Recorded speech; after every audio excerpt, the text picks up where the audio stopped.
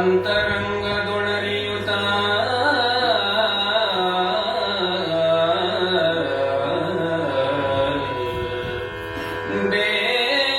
ದೇವಗಂಗಾಸುತನು ಅಂತರಂಗದೊಳರಿಯುತ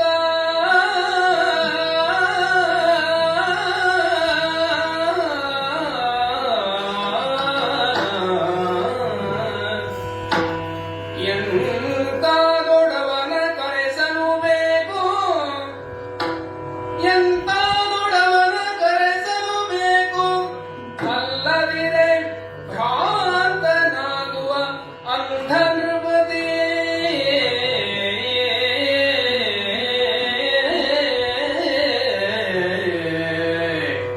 ಎಂತಾದೊಡವನ ಕರೆಸಲು ಬೇಕು ಅಲ್ಲದಿರೆ ಭ್ರಾಂತನಾಗುವ ಅಂಧ ನೃಪತಿ ಮೇಲ್ಕರಿಪುರದ ಕಾಂತಿ ತಗ್ಗುವುದೆಂದು ಕರಿಪುರದ ಕಾಂತಿ ತಗ್ಗುವುದೆಂದು ನಿಶ್ಚಯಿಸಿ ಬರ ಹೇಳಲ ವಿದುರನೈ ತಂದನು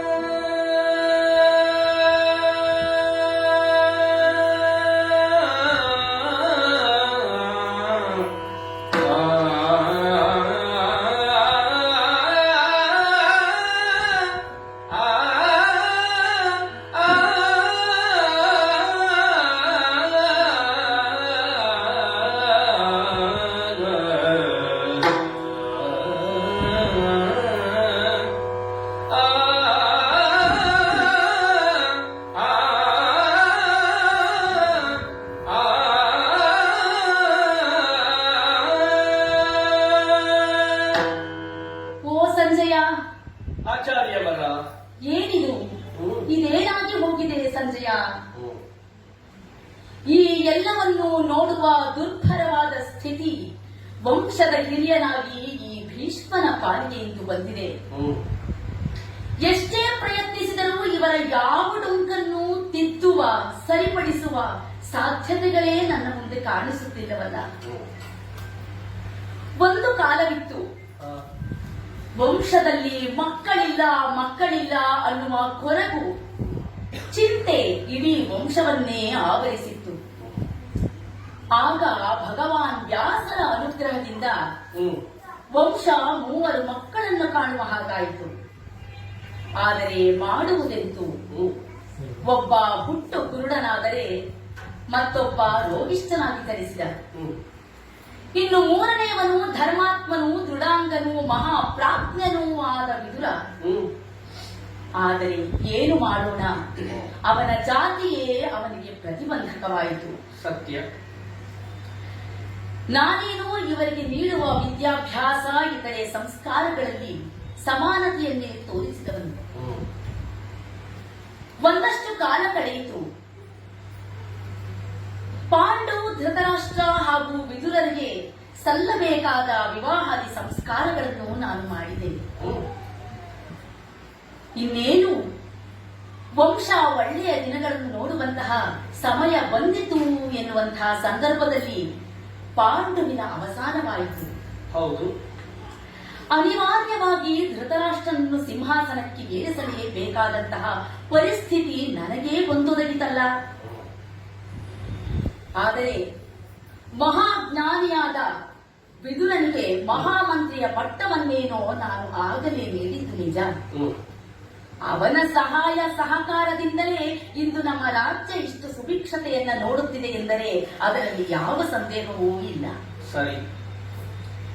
ಆದರೆ ಇದನ್ನು ಅರ್ಥ ಮಾಡಿಕೊಂಡವರು ಎಷ್ಟು ಮಂದಿ ಇದ್ದಾರೆ? ಪಾಂಡವರು ಕೌರವರ ಹಗೆತನ ಇಲ್ಲಿಯವರೆಗೂ ಬಂದು ನಿಂತಿದೆ. ಅರಣ್ಯದಲ್ಲಿ ತಪಸ್ಸನ್ನ ಮಾಡುತ್ತಿರುವಂತಹ ಮಹಾಮುನಿಗಳೆಲ್ಲ ಇಂದು ನಾಡಿಗೆ ಬಂದು ಇವರಿಗೆ ನೀತಿಯನ್ನು ಹೇಳುವ ಉಪದೇಶವನ್ನು ಬೋಧಿಸುವಂತಹ ದಿವಸವನ್ನು ಕಂಡಾಯಿತಲ್ಲ. ಅಂದು ನಾನು ಮಾಡಿದ ಆ ಒಂದು ಮಹಾ ತಪ್ಪಿನ ಅರಿವು ಇಂದು ನನಗಾಗುತ್ತಲಿದೆ ಸಂಜಯ. ಯಾವ ತಪ್ಪು? ಹೀಗೆ ರಾಜನ್ಯ ಕುಲದಲ್ಲಿ ಜನಿಸಿದಂತಹ ಮಕ್ಕಳನ್ನು ಆಶ್ರಮಕ್ಕೆ ಕಳುಹಿಸಿ ವಿದ್ಯಾಭ್ಯಾಸವನ್ನ ನೀಡುವುದು, ಮೊದಲಿನಿಂದಲೂ ಬಂದಂತಹ ಪದ್ಧತಿಯಲ್ಲವೇ? ಸರಿ. ಆದರೆ ನಾನು ಮಾಡಿದ್ದೇನು? ಹಾ. ಮಕ್ಕಳಿಲ್ಲ ಮಕ್ಕಳಿಲ್ಲ ಎನ್ನುವ ವಂಶದಲ್ಲಿ ಒಂದೇ ಬಾರಿಗೆ 100 ಮಕ್ಕಳನ್ನು ಕಂಡಾಗ ಆ ಅಮಿತವಾದ ವಾತ್ಸಲ್ಯದಿಂದ ನಾನು ಮೂಢನಾದೆನಲ್ಲ. ನಮ್ಮ ಮಕ್ಕಳು ನಮ್ಮ ಕಣ್ಮುಂದೆಯೇ ಆಡಿಕೊಂಡು ಓಡಾಡಿಕೊಂಡು ವಿದ್ಯಾರ್ಜನೆ ಮಾಡಲಿ ಅನ್ನುವಂತ ಯೋಚನೆ ಮಾಡಿದ್ದೇ ತಪ್ಪಾಗಿ ಹೋಯಿತಲ್ಲ ನೀವು? ತಪ್ಪಾಗಿ ಹೋಯ್ತಲ್ಲ ಸಂಜಯ? ಸರಿ. ಎಂಥ ತಪ್ಪನ್ನು ಮಾಡಿದೆ.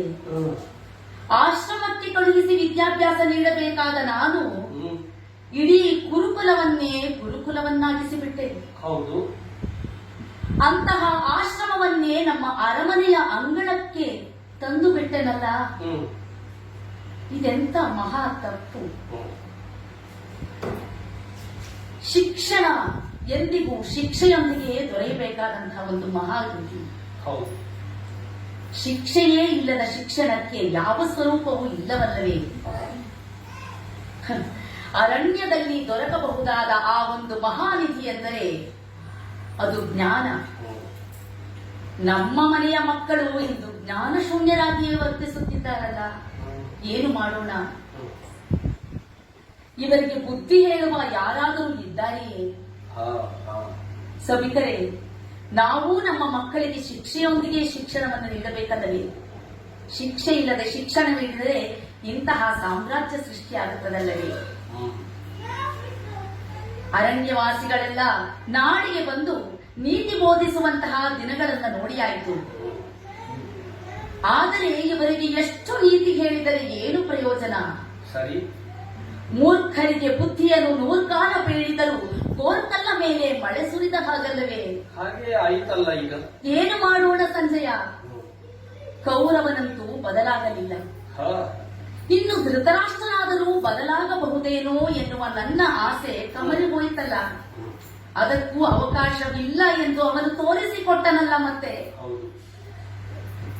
ಮಹಾಜ್ಞಾನಿಯಾದ ಮಹಾಪ್ರಾಜ್ಞನಾದ ಮಹಾಮಂತ್ರಿಯ ಪದವಿಯಲ್ಲಿದ್ದ ಆ ವಿದುರನನ್ನು, ಅಂತಹ ಉಚ್ಚ ಸ್ಥಾನದಲ್ಲಿರುವ ವಿದುರನನ್ನು ಪಾಂಡವರೆಡೆಗೆ ತಳ್ಳಿದನಲ್ಲ ಈ ಧೃತರಾಷ್ಟ್ರ. ಇದೆಂತ ಘೋರ ಪಾಪವಲ್ಲವೇ? ವಿನಾಶಕಾಲೇ ವಿಪರೀತ ಬುದ್ಧಿ ಅನ್ನುವ ಮಾತು ನಿಜವಾಯಿತಲ್ಲ. ನಮ್ಮ ಮಕ್ಕಳು ಎಂತಹ ಪರಿಸ್ಥಿತಿಯನ್ನ ತಂದೊಡ್ಡಿದ್ದಾರೆ ಎಂದು. ವಿದುರ ಕಾಡಿಗೆ ಹೊರಟಾಗ ನಾನು ಅವನನ್ನು ತಡೆಯಲಿಲ್ಲ. ಸರಿ. ಕಾರಣವಿಷ್ಟೇ. ಮೊದಲಿನಿಂದಲೂ ವಿದುರ ಪಟ್ಟಂತಹ ನೋವನ್ನು ಪಾಡನ್ನು ನೋಡಿಕೊಂಡು ಬಂದವನು ನಾನು. ಅವನಿಗೂ ನನ್ನ ಮೇಲೆ ಅಪಾರವಾದಂತಹ ಪ್ರೀತಿ ಗೌರವಗಳು. ಆದ್ದರಿಂದಲೇ ನಾನು ಅವನನ್ನು ತಡೆಯಲಿಲ್ಲ. ಅವನು ನನ್ನನ್ನು ಪ್ರಶ್ನಿಸಲಿಲ್ಲ. ಆದರೆ ಇಂದಿನ ವಿಷಮ ಸ್ಥಿತಿಯನ್ನ ನೋಡು ಸಂಜಯ. ವಿದುರ ಕಾಡಿಗೆ ಹೋದಾಗಿನಿಂದಲೂ ಧೃತರಾಷ್ಟ್ರನಿಗೆ ಅನ್ನಾಹಾರಗಳು ಪಥ್ಯವಾಗುತ್ತಿಲ್ಲವಲ್ಲ. ಇನ್ನು ಕಣ್ತುಂಬ ನಿದ್ದೆಯಂತೂ ದೂರದ ಮಾತೇ ಆಗಿದೆ. ಇದೇ ಪರಿಸ್ಥಿತಿ ಮುಂದುವರೆದರೆ ಇಂದು ಕುರುಡನಾಗಿರುವ ಈ ಧೃತರಾಷ್ಟ್ರ ಮುಂದೆ ಹುಚ್ಚನೂ ಆಗಬಹುದಲ್ಲವೇ? ಅವನು ಚಿತ್ತ ವಿಭ್ರಮೆಗೊಳ್ಳುವ ಎಲ್ಲಾ ಸಾಧ್ಯತೆಗಳು ನನ್ನ ಕಣ್ಣ ಮುಂದೆ ಕಾಣಿಸ್ತಾ ಇದೆಯಲ್ಲ ಸಂಜಯ. ಸಾಧ್ಯ ಉಂಟು.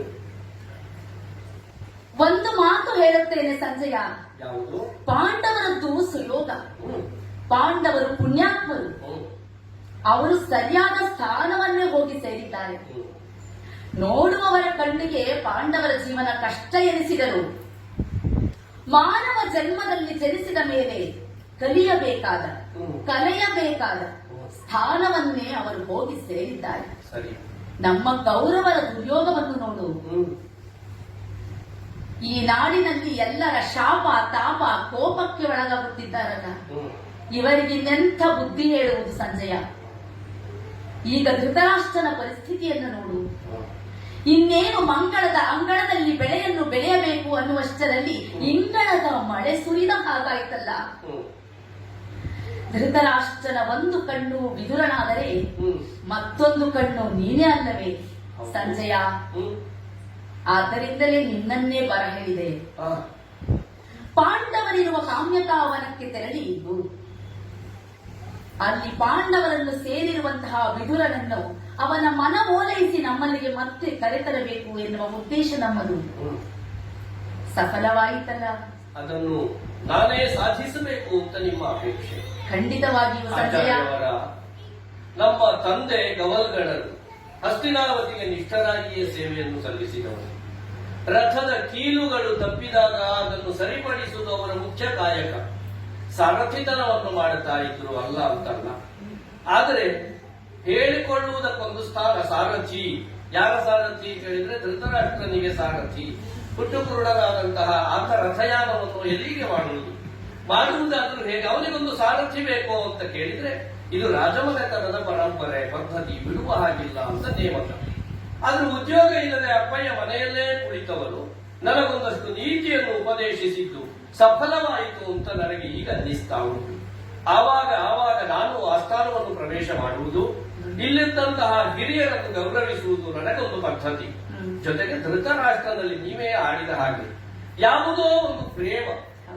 ವಿದುರನು ಮತ್ತು ನಾನು ಧೃತರಾಷ್ಟ್ರನನ್ನು ನೋಡಿದ ಬಗೆ ಹೇಗೆ ಅಂತ ಹೇಳಿದ್ರೆ, ಕಣ್ಣುಗಳು ಮಾತ್ರ ಇಲ್ಲ ದೊರೆಗೆ, ಆದರೆ ಉಳಿದದ್ದೆಲ್ಲವೂ ಚೆನ್ನಾಗಿಯೇ ಇದೆ. ಕೇಳಿ ಕೇಳಿ ಭೀಮಸೇನ ಶತಗಜತ್ರಾಣಿ ಅಂತ ಗುರುತಿಸಲ್ಪಟ್ಟವನು. ಆದರೆ ನಮ್ಮ ಒಡೆಯ ಧೃತರಾಷ್ಟ್ರ ಹಾಗಲ್ಲವಲ್ಲ. 10,000 ಆನೆಯ ಬಲವನ್ನು ಹೊಂದಿದವರು ತಮ್ಮ ತೋಳುಗಳಲ್ಲಿ. ಒಂದು ವೇಳೆ ಕಣ್ಣೊಂದಿತ್ತು ಅಂತ ಆದರೆ ಅವರನ್ನು ಮೀರಿಸುವ ಪರಾಕ್ರಮಶಾಲಿಗಳು ಪ್ರಪಂಚದಲ್ಲಿ ಬೇರೆಯವರು ಇದ್ದಾರೆಯೇ?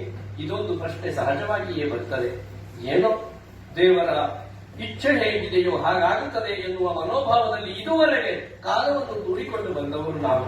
ನೀವೇ ಆಡಿದ ಹಾಗೆ ವಿದುರನನ್ನು ಸಗೌರವದಿಂದ ಪಾಂಡವರಿದ್ದಲ್ಲಿಂದ ಇಲ್ಲಿಯವರೆಗೆ ಕರೆ ತಂದಿದ್ದೇನೆ. ನಾಳೆ ಸಭಾಪ್ರವೇಶ ಮಾಡುವವನಿದ್ದಾರಂತೆ. ಆದ್ದರಿಂದ ಎಷ್ಟು ದಿವಸ ಆಯಿತು ಏನೋ ನೀವು ನಿದ್ರೆಯನ್ನು ಬಿಟ್ಟು. ಆಚಾರ್ಯವರ, ಇಂದು ನಿಶ್ಚಿಂತರಾಗಿ ನಿದ್ರೆಯನ್ನು ಮಾಡಿ ನಾಳಿನ ಸೂರ್ಯೋದಯ ಹಸ್ತಿನಾವತಿಗೆ ಭಾಗ್ಯೋದಯ ಅಂತ ನಾವು ಭಾವಿಸೋಣ. ಖಂಡಿತ. ಸಂಜಯ, ಮತ್ತೊಂದು ವಿಚಾರವೆಂದರೆ ಧೃತರಾಷ್ಟ್ರರು ನಿಜವಾಗಿಯೂ ಮನಸ್ಸಿನಿಂದ ಒಳ್ಳೆಯವರೇ, ಆದರೆ ಮಕ್ಕಳ ಮೇಲಿನ ಪ್ರೀತಿಯೇನೋ ಒಪ್ಪುವಂಥದ್ದೇ. ಆದರೆ ಈ ಅಂಥ ವ್ಯಾಮೋಹ ಎಷ್ಟು ಮಾತ್ರ ಸರಿ ಎನ್ನುವುದು ನನ್ನ ಪ್ರಶ್ನೆ. ಹೌದು. ಆದ್ದರಿಂದಲೇ ಈ ಬಿದುರುಗಳ ಮಧ್ಯದಲ್ಲಿ ಶ್ರೀಗಂಧದ ಹಾಗೆ ನಮ್ಮ ವಿದುರನಿದ್ದಾನೆ. ಅಂತಹ ವಿದುರನನ್ನೂ ಇಂದು ಕಾಡಿಗೆ ತಳ್ಳುವಂತಹ ಒಂದು ಪರಿಸ್ಥಿತಿಯನ್ನ ತಂದೊಡ್ಡಿದ್ದಾರೆ ನಮ್ಮ ಧೃತರಾಷ್ಟ್ರ. ಅದು ಸಹಜ ಅಲ್ಲವೇ ಆಚಾರ್ಯವರ? ಬಿದುರಿನ ಮಳೆಯ ನಡುವೆ ಒಂದು ಶ್ರೀಗಂಧ ಮರ ಉಂಟು ಅಂತಾದ್ರೆ ಕೊಡಲಿ ಹಿಡ್ಕೊಂಡವನು ಮೊದಲು ಹೋಗಿ ಮಾಡುವ ಕೆಲಸ ಗಂಧದ ಮರವನ್ನು ಕಡಿಯುವುದು. ಅದೇ ಕಾಯಕ ಇಲ್ಲಿಯೂ ಆಗಿದೆ ಬಿಟ್ರೆ ಬೇರೆ ಏನೂ ಆದದ್ದಿಲ್ಲ.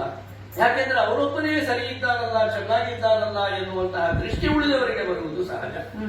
ಆದ್ದರಿಂದ ವಿದುರ ಮರಳಿದ್ದಾನೆ. ನಾಳೆ ದಿವಸ ಅವನು ಆಡುವ ಮಾತುಗಳಿಗೆ ನಾವೆಲ್ಲ ಕಿವಿಯಾಗಬೇಕಾಗಿದೆ. ಒಳ್ಳೆಯದನ್ನೇ ಬಯಸೋಣ. ಹಾಗಾದರೆ ನಾಳಿನ ಸೂರ್ಯೋದಯ ನಮ್ಮೆಲ್ಲರಿಗೂ ಶುಭ ಪ್ರತೀಕ್ಷೆ ಆಗಬಹುದಲ್ಲವೇ? ಹೌದು.